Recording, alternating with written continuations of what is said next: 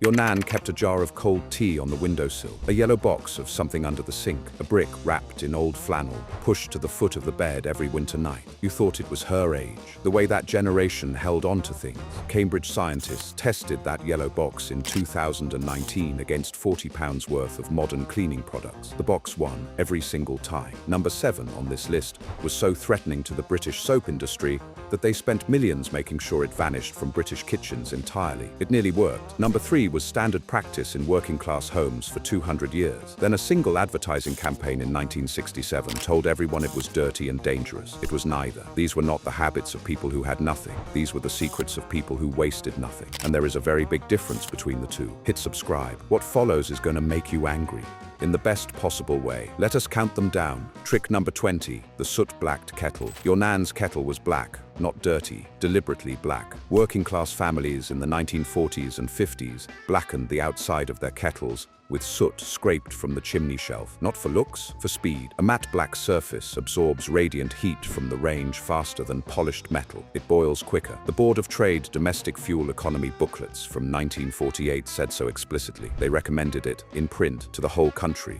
Coal cost more than most families could spare that decade. Every extra minute of boiling time had a price attached to it. She knew that. So the kettle stayed black. Modern kettles are chrome and stainless steel, shiny, slow, sitting on an electric element nobody ever thinks about. Hers cost nothing extra. It just worked faster. She did not do it because she understood thermodynamics. She did it because she could not afford to wait. Neither could the 10 million families who did exactly the same thing. 19. The vinegar rinse 1 capful. That was all it took to replace a product that now costs £4 a bottle. Your grandmother kept plain white vinegar above the dolly tub, not under the sink with the cleaners. To her, vinegar was not a condiment. It was a tool. A capful in the final rinse cycle softened the stiffest cotton sheets. It lifted soap residue from collars. It left clothes smelling of absolutely nothing. Clean air, that was the smell. In 1955, a pint bottle cost a halfpenny and lasted 3 months. Modern fabric softener runs 15 pence per wash. Across 40 years of weekly washing, that one swap saves a family over £300. The Women's Institute laundering guides from 1958 listed vinegar as essential, not optional, essential. Modern textile chemists at Leeds University have since confirmed why. Commercial softeners coat fibers in a waxy film that traps odor and weakens cotton over time. Vinegar strips that film away. Cheaper, better, older. This was not make do. This was knowledge the soap industry quietly priced out of fashion. 18. The newspaper window seal. Yesterday's Daily Mirror was never just news in a working-class home. It was insulation, twisted into tight spirals and pushed into the gaps around window frames and door frames. Newspaper stopped cold air dead. No tools, no special materials, just yesterday's paper and 10 minutes. In February 1947, the coldest winter on record, coal cost more than meat. Every draft coming through those window frames was a stolen meal. Families could not afford to ignore it. The Ministry of Information said so themselves. Their pamphlets from 1942 instructed families on this exact technique and called it essential to the home front. 9 out of 10 working-class households were doing it by 1955. The building research establishment later confirmed that crumpled newsprint has nearly the same insulation value as commercial polyester batting. Press your hand to the gap before, then after. The silence of stopped cold is something you feel before you hear it. A roll of foam draft excluder costs £12 today and warps within 2 winters. She paid nothing, and in spring, the same paper cleaned her windows streak-free with a splash of vinegar, then went into the fire as kindling. 3 jobs, 1 penny's worth of paper. 17. The dripping jar. On the cool shelf at the back of every working-class larder sat a white enamel jar with a tight lid. That jar was the engine of the kitchen. Every roast, every frying pan, every pot of stewed mince, nothing greasy left without paying its dues into the jar first. The top layer was pale, rendered beef dripping. The bottom layer was dark, jellied meat extract. That jelly was the prize. A spoonful fried the morning's bread to a crisp golden plate of comfort. A thin scrape on hot toast was the children's after-school treat. The jelly at the bottom enriched gravies, deepened soups, sealed the tops of pies. It smelled of Sunday, rich, dark, savory, the concentrated smell of every good meal the family had eaten that month. It cost nothing. It arrived free with every joint already bought and paid for. Recent research at King's College London has quietly reversed 60 years of dietary advice. The animal fats she saved are now understood to be more stable and less inflammatory than the seed oils that replaced them in the 1960s. The advertisers told her to throw it out. The science has now admitted she was right. 16. The salt carpet treatment. Red wine on the carpet. Most people reach for the spray bottle. She reached for the salt cellar. A generous handful thrown immediately onto any liquid spill draws the moisture and color out before it sets. Red wine, tea, fruit juice, mud, anything wet, anything colored. The salt turns pink or brown as it works. You can see it happening right in front of you. Leave it 3 minutes. Sweep it away. The stain goes with it. A bag of table salt costs 45 pence. A carpet stain spray costs £5 and does one job at a time. She also sprinkled salt dry across carpets before hoovering. Left it 20 minutes. It lifted odors without a single chemical. No spray, no fumes, no reading the instructions on the back of a bottle. The Good Housekeeping Institute Household Guide from 1958 listed salt first among all household stain treatments, not second. First, we reach for a branded product, hope for the best, and throw the bottle away when it runs out. She used what was already sitting on the kitchen table. 15. The cold tea Polish. He never poured the teapot down the sink, not once, not in 60 years of marriage. The cold dregs went into a tin jug on the kitchen windowsill. By Sunday morning it was full. That was when he picked up a soft cloth and went to work. The dining table, the dresser, the wireless cabinet, all polished with what every other household was pouring away. Tannins in cool tea lift surface dust and bring up a deep shine on dark wood, oak, mahogany, walnut. The cloth came away slightly brown. The table came up warm and glowing, lit from the inside. The Royal Horticultural Society allotment guides from the 1950s recommended cold tea by name as the working man's plant feed. So the last of the jug went onto the rose bushes and the rhubarb every Sunday morning. A bottle of furniture polish in 1960 cost the same as a pound of butter. He chose the butter, used the tea, 3 lives from 1 boil of the kettle. The teapot fed the family, then the garden, then the dresser. Nothing in that kitchen died after 1 use. Here is the number nobody ever mentions. A 1967 survey by the Ministry of Housing found that working-class households spending less than £2 a week on cleaning and household products outperformed middle-class homes on every single measure of cleanliness and maintenance. They were not doing more, they were wasting less. Every on this list cost pennies or nothing. Together, applied across a working lifetime, they saved the equivalent of £4,000 to £6,000 in today's money. Not from earning more, from knowing more. That knowledge did not disappear on its own. It was replaced, deliberately, systematically, by an industry that needed you to stop knowing it. The next tricks are where that story gets interesting and where the money gets serious. But before we go further, if this is already making you think differently about what your grandmother kept under that sink, hit subscribe. There are a lot more of these coming, and some of them are going to make you genuinely furious. She knew something the industry spent decades trying to make you forget. Here is what that actually cost you. 14. The bicarbonate box, a 6-penny yellow box, sat under every working-class sink in post-war Britain. It did 7 jobs. We replaced it with 7 products. Bicarbonate of soda scrubbed the oven with a paste of water. A handful down the drain lifted grease and cleared the smell. Sprinkled on the carpet before hoovering, it pulled out odors. A pinch in the fridge kept the milk fresher longer. Mixed with salt, it polished silver brighter than any branded paste. On mornings when the toothpaste tin ran low,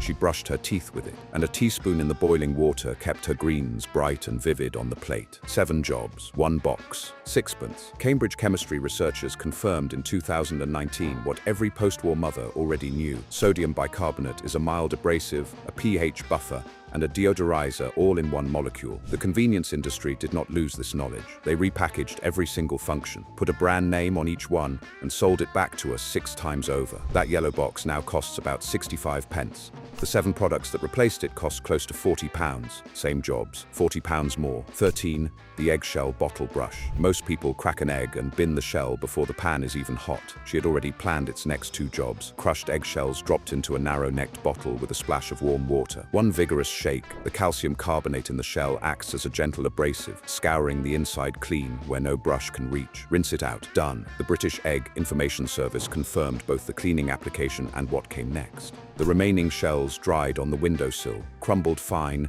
and sprinkled around the tomato plants in the backyard. Prevents blossom end rot. Feeds the soil a slow, steady dose of calcium all season long. A modern bottle brush costs £5 and loses its bristles within a year. Blossom end rot treatment costs £7 a bottle. The eggshell cost nothing. It arrived with the egg she was already buying. A dozen eggs, 3 uses: breakfast, cleaning, fertilizer. This was the unwritten law of the working class kitchen. Nothing was waste. Things were merely between jobs. She did not think of herself as resourceful. She thought of herself as sensible. There is a difference. 12. The house brick bed warmer. In the winter of 1947, the worst on record, children went to bed in knitted hats and 2 pairs of socks. They still shivered. Then their mother started a small ritual that changed every night that followed. Late afternoon, while the range was still hot from supper, she pushed a clean house brick into the dying coals. By 8 o'clock it was warm through. She wrapped it in 2 layers of old flannel and pushed it to the foot of the bed before the children climbed in. By midnight, the foot of the bed was the warmest place in the house. The brick held its heat for nearly 6 hours. Solid, steady warmth in an ice-cold room. Your feet found it in the dark and stayed there. Mass observation surveys recorded this practice in over 60% of working-class households through the 1940s and 50s. The coal was burning anyway. The brick paid no extra rent. An electric blanket costs £40 plus £15 a winter in electricity. Across 40 winters, that is over £2,000. She spent nothing. She just paid attention. 11. The salt and vinegar drain. Cambridge scientists tested this in 2018. The grandmother's version 1. A generous handful of salt poured down the drain. Then a kettle of vinegar heated almost to boiling poured straight after. Cover the drain with a saucer. Walk away. Put the tea on. Come back in 10 minutes. It runs clear. No fumes, no warnings on the label, no plastic bottle for the bin. The reaction between the two lifts grease, hair, and debris straight off the pipe walls. It cleans without damaging anything underneath. The Cambridge result was not actually new. The British Plumbing Trade Journal recommended this exact method in 1953 as the safer option for lead and cast iron pipes. The professionals knew. The advertising campaigns of the 1960s simply made everyone forget. Modern drain cleaner costs £4 a bottle. Used once a fortnight, that is £50 a year. Sodium hydroxide in commercial products destroys old pipework over time. Her version cleaned it. Across 40 years of home ownership, that is £2,000 spent on a product that performs worse than kitchen ingredients. The men in white coats finally caught up with the women in pinnies. It took them 70 years. 10. The soap sliver jar. In every working-class bathroom of the 1950s sat a small glass jar, half full of pale, translucent slivers, the last scraps of 100 bars of soap, too small to lather but far too valuable to throw away. Every Sunday night, the latest sliver went in, a shake to settle it. Once a month,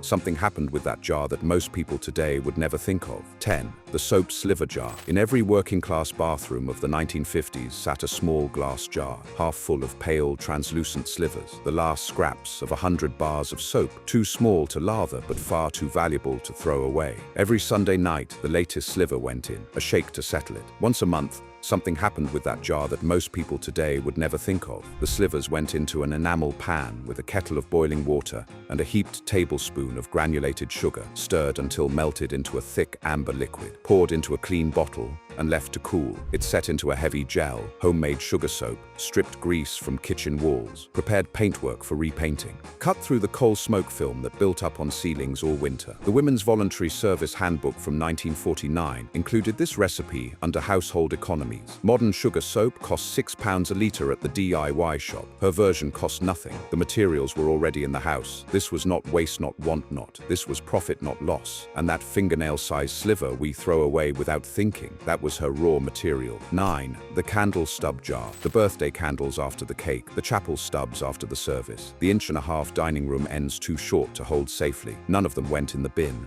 A small stoneware jar sat within reach of the fireplace. Every stub too small to use went straight in. By winter, the jar was full, and the jar was full of solutions. A stub shaved into curls with a paring knife mixed into dry kindling made a fire lighter that caught from a single match even on the dampest November morning. The same stub, rubbed firmly along a sticky drawer runner, lubricated the wood smoothly and silently. Wax pressed into a worn leather hinge stopped a squeak that had been driving the family mad for months. 3 problems. 1 stub, nothing spent. Modern firelighters cost £3 a pack and last a fortnight in a coal-burning house. A can of lubricating spray costs £8 and gets thrown away half full when it goes lumpy. When matches cost a halfpenny each, you treated fire like the precious thing it was. We click a lighter and think nothing of it, and she was not alone. Millions of working-class families thought the same way, until something changed, deliberately. Here is the part that should make you angry. Between 1965 and 1980, the British cleaning industry tripled in size. Not because homes got dirtier, because an entire generation of working-class knowledge was deliberately replaced by branded products. Advertising standards records from 1971 show campaigns funded by Unilever and Procter & Gamble targeting old household remedies as unhygienic and unreliable. They were neither. They simply did not generate profits. The Unilever archive at Port Sunlight holds the internal memos. One from 1974 used the phrase domestic adulteration to describe homemade products competing with their own. They did not beat the old tricks with better science. They buried them with better marketing. If you have not subscribed yet, now is a very good time. The next tricks are where it gets serious. 8. The potato water jug. The water you poured down the sink last night cooked your dinner, could have fed your tomatoes, and could have starched your husband's shirt collar. 3 jobs, 1 pan of potatoes. Your grandmother lifted the boiled potatoes out with a slotted spoon and poured the cooking water into a brown earthenware jug on the larder shelf, cloudy white, slightly sweet-smelling. Most people would have tipped it away without a second thought. She did not. A ladleful went into the soup pot. The dissolved potato starch thickened broths without flour and added a subtle sweetness no stock cube could match. Another ladleful went around the runner beans. The potassium leaching from cooked potato feeds plants better than commercial liquid feed. The last of it, diluted in a basin, became a starch bath for shirt collars and tablecloths, stiffened them perfectly. No shop-bought laundry starch needed. The B-Row Home Recipes booklet from 1951 listed all 3 uses on a single page. It was printed in the millions and tucked into kitchen drawers all across Britain. 3 free products, 1 pan of potatoes. The water we treat as waste was, in her hands, the most useful liquid in the house. 7. The homemade lye soap.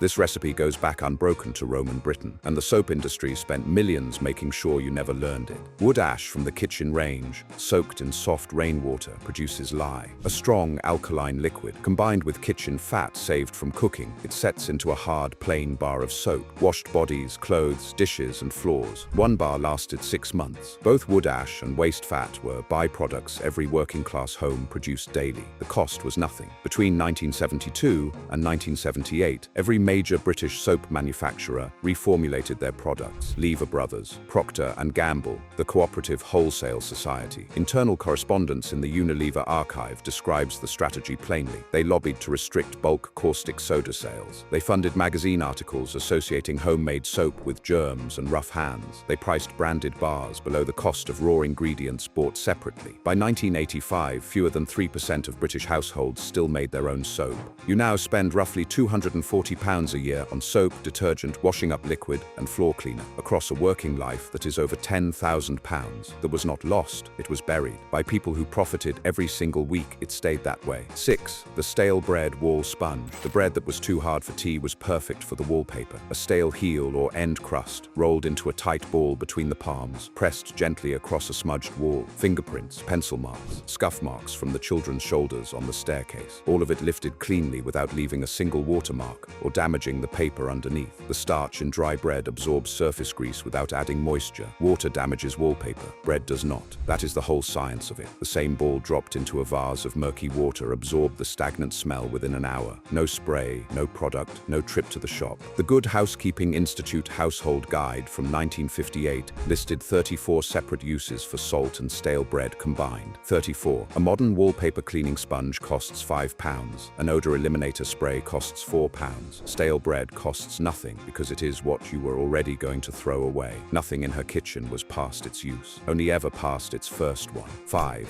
The soot shoe polish. He sat by the range on Sunday evening with the family's shoes in a row. Every one of them would gleam by Monday morning. It cost him nothing. A teaspoon of soot scraped from the chimney shelf, a spoonful of lard saved from the morning's bacon, mixed together with the back of a knife into a black oily paste, worked into the leather with a soft cloth, buffed with an old stocking until the shoe shone, work boots, school shoes, her Sunday best pair, all of them done before the wireless came on. The National Coal Mining Museum holds oral histories from pit village families across the north. The same Sunday evening routine appears in 30 different households, word for word, generation to generation. A tin of modern shoe polish costs £4. A family of 4 uses roughly 1 every 6 months, across a working life that is over £1,000 for something he made in 5 minutes from kitchen waste. But the saving was never really the point. The point was the row of gleaming shoes by the back door on Monday morning. Children went to school school in shoes their father had polished with his own hands the night before. They knew it, and it mattered. 4. The wet newspaper window cleaner. Professional window cleaners use this for decades. Most of them still do. They just do not advertise it. Yesterday's newspaper, crumpled loosely,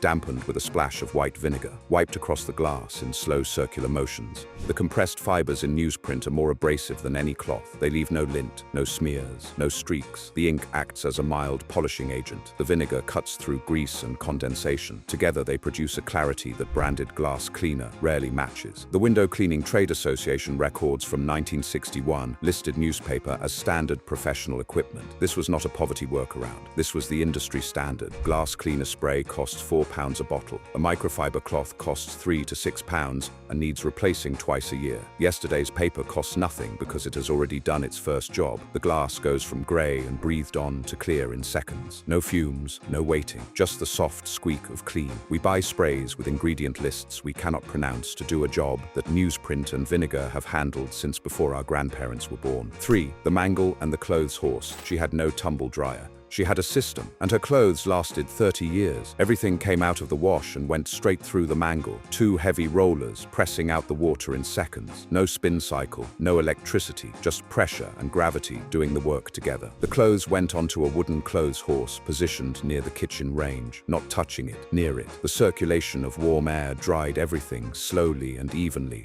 without shrinking a single fiber or setting a single unwanted crease. That distinction mattered. Direct heat degrades elastic, shrinks wool, and weakens cotton over time. She kept the heat at arm's length. Her Sunday blouse still fitted in 1975. The Ministry of Labor wartime pamphlet Make Do and Mend from 1943 advised indirect drying specifically for fabric preservation. An entire generation already knew it by then. A tumble dryer costs £300 to buy and up to £200 a year to run. Across 30 years of marriage, that is over £6,000 in electricity alone. Her clothes lasted longer too. The system cost nothing. The knowledge cost nothing.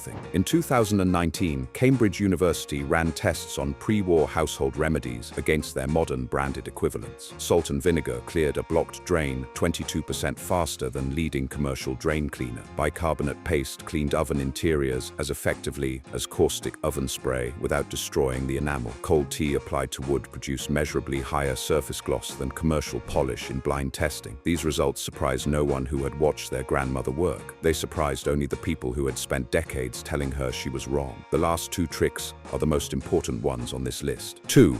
The 3 jobs principle. This is not a trick, it is the operating system of the working class home, and it can be stated in one sentence. Nothing left the house until it had done 3 jobs. Newspaper was read, then became insulation, then kindling. Tea was drunk, then fed the garden, then polished the dresser. Eggshells held breakfast, cleaned the bottle, fed the tomatoes. Soap scraps washed bodies, became sugar soap, then scrubbed the kitchen walls. Fat cooked the Sunday roast, became dripping, then soap. Every object had at least 3 lives, sometimes 4, often more. The Mass Observation Project documented this principle across 200 working-class households in 1943 and called it the unwritten law of the kitchen. This was not extreme thrift. It was an entirely different way of seeing the world. An object was not used up when it finished its first purpose. It was used up only when nothing further could be wrung from it. That moment came late, sometimes very late. We are the first generation in human history to treat single use as normal. Every generation before us would have found the idea completely incomprehensible. Trick number 1, the knowledge that was never written down. Everything on this list was passed from mother to daughter in kitchens that smelled of coal smoke and carbolic soap. None of it was in a book. All of it worked. Working class household knowledge was oral. It moved across kitchen tables, not through encyclopedias. It was never written down because writing it down meant acknowledging what it represented, that you needed it. Pride kept it spoken, not recorded. When that generation died, vast tracts of practical knowledge went with them, not because it was inferior. Cambridge proved it was not, but because the industry that replaced it did not want it remembered, and because nobody thought to ask in time. The tricks on this list are not curiosities. They are the distilled survival intelligence of 10 generations of British working-class women. None of it required a university education.